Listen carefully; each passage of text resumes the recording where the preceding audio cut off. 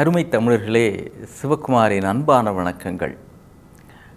மனிதனுக்கு பல குணங்கள் இருக்கின்றன. அன்பு, பாசம், கருணை, இரக்கம், வீரம், விரக்தி, என்னென்னவோ இருக்குது. ஒரு ஆச்சரியமான விஷயம் என்ன தெரியுங்களா? உலகத்தில் இவ்வளோ குணங்கள் இருக்கிற ஒரு உயிரினம் அப்படின்னா அது மனுஷன் மட்டும்தான். மிருகங்களுக்கு இந்த குணங்கள்லாம் கிடையாது. நீங்கள் அதை குணம் அப்படின்னு வகைப்படுத்த முடியாது. சிங்கத்துக்கு கோபம், சிறுத்தைக்கு விரக்தி, அப்புறம் காக்காவுக்கு லவ் ஃபெயிலியர், இப்படிலாம் சொல்ல முடியுமா? மனுஷனுக்கு மட்டும்தான் இவ்வளவு இருக்குது. மிருகங்களுக்கு அப்படியே சீற்றத்தோடு வந்தது நாம் சொல்லலாம், அதெல்லாம் ஒன்றும் கிடையாது. கோபம்லாம் கிடையாது. சிங்கம் மானை பிடிச்சி தின்னுதுன்னா அது ஒன்றும் பழி வாங்கிறதுக்காக திங்கலை, அதுக்கு பசி. அதனால தான். இதே பசி நிரம்பிருச்சுன்னு வச்சுங்க, பசி தீந்துருச்சுன்னா சிங்கத்துக்கு பக்கத்தில் ஒரு மான் அதோட 2 குட்டி போனால் கூட சிங்கம் கண்டுக்காது. அது பாட்டுக்கு பார்த்துட்டு திரும்பிடும். வயிறு ரொம்பிட்டா அதுக்கு பிறகு எந்த மிருகமும் வேட்டையாடாது. அடுத்த வேளையில் பசின்னு ஒன்று வர வரைக்கும் தான் இது பணிவாக தான் இருக்கும், அடக்கமாக அமைதியாக தான் இருக்கும். இன்னொரு மிருகத்தை அது பிடித்து தின்பது பசியினால்தான். கோபம், பழி வாங்குகிற குணம், நம்பால் தான் எல்லா குணத்தையும் அது பேரில் வச்சுட்டான். நரி மாதிரி தந்திரமானவன் சாருங்கிறான். நரிக்கு தந்திரம்லாம் எதுவும் தெரியாது. பாம்பு பழி வாங்கும் சார், பார்த்துக்கிறீங்களா சார்? பாம்பை மட்டும் அடிச்சிங்க, முழுக்க அடிச்சிடணும். அரைகுறையாக விட்டிங்க, அது தலைமுறையாக பழி வாங்கும். அப்படி தான் சார் எங்கள் சித்தப்பா ஒரு தடவை அப்படின்னு ஆரம்பித்தான்னா ராத்திரி முழுக்க பாம்பு பழி வாங்கின கதையை சொல்லுவான். பழி வாங்கிறதுன்றது பகுத்தறிவனுடைய ஒரு வெளிப்பாடு. ஏன்னா இவன் இப்படி பண்ணான், இவன் இப்படி பண்ணான், அதனால் பதிலுக்கு நான் இப்படி பண்ணணும் அப்படின்னு இதெல்லாம் அறிவு தருகிற நெறிமுறைகள், அறிவு வழிகாட்டுது. அதுங்களுக்கு அதெல்லாம் கிடையாது. சரி, ஓஷோ கிட்ட கேட்டார், மனிதனிடத்தில் இருக்கிற குணங்களிலேயே மோசமான குணம் எது அப்படின்னு கேட்குறாங்க. ஓஷோ அருமையாக ஒரு பதில் சொன்னார். மனிதனிடத்தில் இருக்கிற குணங்களிலேயே மோசமான குணமும் கோபம்தான், மிக உயர்ந்த குணமும் கோபம்தான் அப்படின்னார். அற்புதமான விஷயம் சார். சுயநலம் கூட யாருக்கு அது இருக்கோ அவனுக்காவது நல்லது செய்யும். இப்போ 2 பேர் இருக்கிறாங்க, ஒருத்தர் பிஸ்கட் கொண்டு வந்து தராங்கன்னு வச்சிங்களேன். அதில் ஒரு பேக்கெட் பிஸ்கட் இருக்குது அப்படின்னா ஒருத்தர் இந்தாங்க நீங்கள் சாப்பிடுங்க அப்படின்னு பக்கத்தில் இருக்கிறவங்களுக்கு கொடுக்கணும். இல்லைங்க நீங்களும் எடுத்துங்க, நான் 2 எடுத்துக்கிறேன், நீங்கள் எடுத்துங்க அப்படின்னு தான் சொல்லணும். சரி, சில பேர் ஒரு 4 பிஸ்கட் இருக்குதுன்னு வச்சுங்க, 2 இவன் சாப்பிட்டு மீதி 2 பைக்குள்ளே போட்டுக்குவான். அவ்வளோ சுயநலம், வடிகட்டினவன், அத்தவனை பற்றி கவலையே கிடையாது. சரி, இவருக்காவது சுயநலத்தினால வயிறு ரொம்புது, பிஸ்கட் இவருக்காவது கிடைச்சிது. ஆனால் கோபம் இருக்கே, அது யாருக்கு இருக்கோ அவங்களுக்கு கூட நல்லது பண்ணதில்லைன்னு நான் வள்ளுவன். சினம் என்னும் சேர்ந்தாரை கொல்லி அப்படிங்கிறார் திருவள்ளுவர்.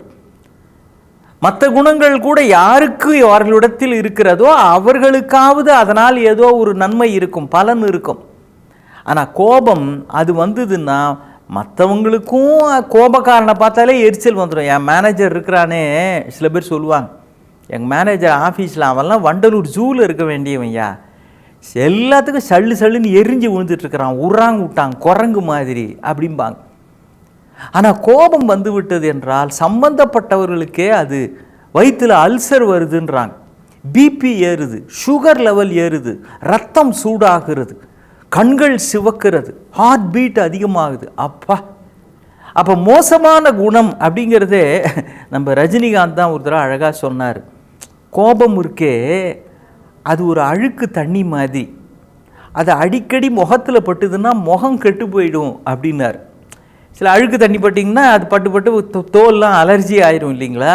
கோபம் கூட அது மாதிரி அழுக்கு தண்ணியாக முகம் கெட்டு போயிடுமா அடிக்கடி வந்துன்னா முகத்தில். அதனால தான் சில பார்த்தாலே கடுன்னு இருக்கிறான். ஐயா அவன் என்னையா மூஞ்ச பார்த்தாலே என்ன சிடுன்னு பேசுகிறவனா இருக்குதே அப்படிம்பா. நீங்கள் எப்போதும் சிரித்து சந்தோஷமாக இருக்கிறவங்கள பாருங்கள், அதுவே அவங்க முகத்தில் ஒரு கலையாக இருக்கும். சார் அவர்கிட்ட போனாலே நமக்கு ஒரு சந்தோஷமாயிடும் சார், நம்மளே ரிலாக்ஸ்டாக ஃபீல் பண்ணுவோம் சார். மனுஷன் எப்போது கலகலகலன்னு இருப்பார் சார். அப்போ மகிழ்ச்சியாக இருந்தாலும் கோபமாக இருந்தாலும் அது பிறருக்கும் ஒரு தாக்கத்தை ஏற்படுத்துகிறது. இதில் கோபம் இருக்குதே, யாருக்கு அவர்கள் இருக்கிறதோ அவர்களுக்கே கெடுதல் செய்யும். அப்போ மோசமான குணம். ஒருத்தர் டாக்டர்கிட்ட போயிருக்கிறாரு, டாக்டர் எனக்கு எதுக்கு எடுத்தாலும் கோபம் வருது டாக்டர், நீங்கள் தான் இதுக்கு ஒரு ட்ரீட்மெண்ட் சொல்லணும் அப்படின்ட்டு இருக்கிறார். டாக்டர் உடனே அப்படிங்களா, சரி இது மாதிரி எவ்வளோ நாளாக இருக்குது அப்படின்னாரு. நீ யாரா அதை கேட்கறதுக்கு அப்படின்னாராம். அதாவது அதுக்கே அவர் கோபம் வருது. இந்த கோபம் இருக்குதே சம்பந்தப்பட்டவர்களுக்கு கூட கெடுதல் செய்கிறது. சரி, ஆனால் இதே கோபம்தான் பிறர் பொருட்டு வருகிற பொழுது, பிறர் துன்பத்தின் பொழுது அதற்கு காரணமாக யார் இருக்கிறார்களோ அல்லது எது இருக்கிறதோ அதன் பேரில் வருகிற பொழுது இந்த கோபம்தான் மிகப்பெரிய மாற்றங்களை, சமூக முன்னேற்றங்களை எல்லாம் உருவாக்குகிறது. காந்தியடிகள் ஆப்பிரிக்காவில் ரயில் பெட்டியில் போயிட்டே இருக்கிறாரு. ஒருத்தன் ஆங்கிலேயன் நிற வெறியினால் அவரை பிடிச்சி வெளியில் தள்ளுறான். ரயில்வே ஸ்டேஷனில் இறங்கிடு கூலி, you cannot sit here, how did you get this ticket, ஆச்சாம் வச்சான்னு. அவர் முன்னாடியே ரிசர்வ் பண்ணி அந்த டிக்கெட்டில் வந்திருக்கிறார், கவுண்டர்லேருந்து வாங்கலை.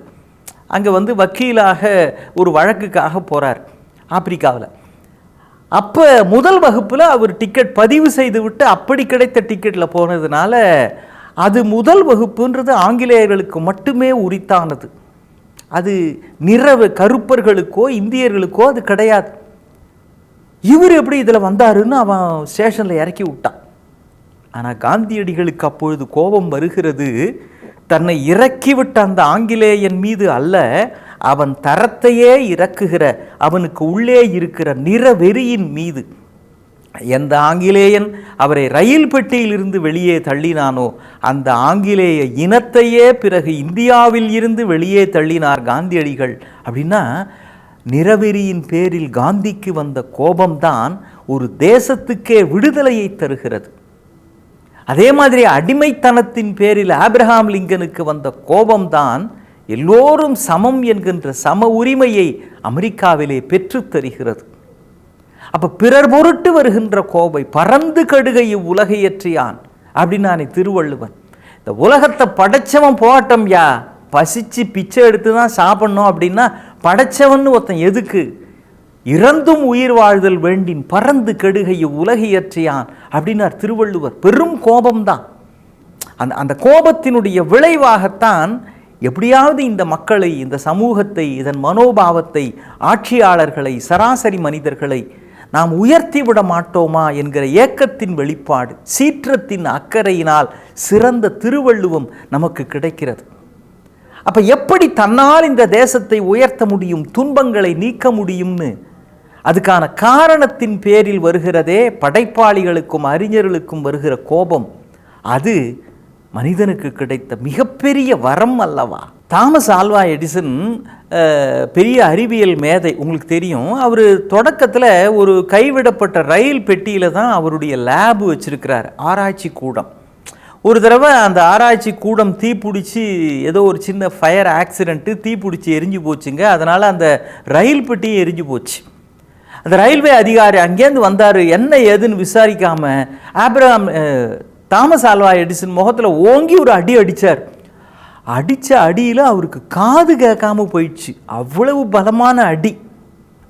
அப்புறமா அவர்கிட்ட கேட்குறாங்க, இப்படி பண்ணாரு அந்த ரயில்வே அதிகாரி பேரில் உங்களுக்கு கோபம் வரலையா அப்படின்னு. எடிசன் என்ன சொன்னார் தெரியுங்களா? ஐயா, அவர் எனக்கு பெரிய நல்லது பண்ணியிருக்கிறாருங்கன்னு.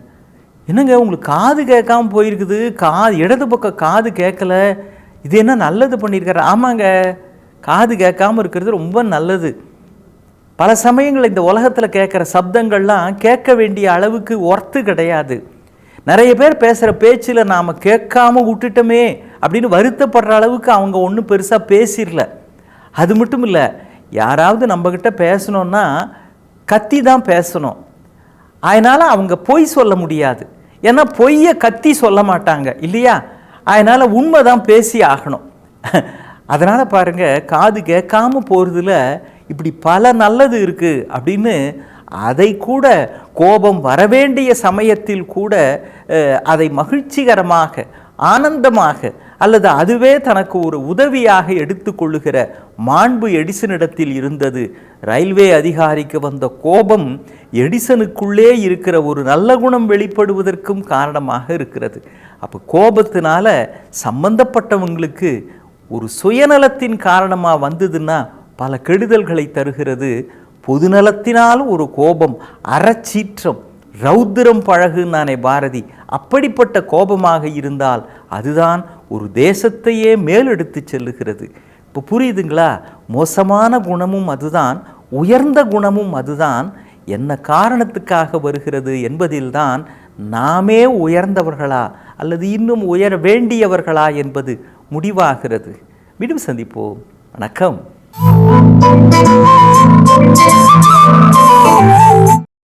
இன்னும் பல வீடியோக்களை காண சன் லைஃப் சேனலை சப்ஸ்கிரைப் பண்ணுங்க.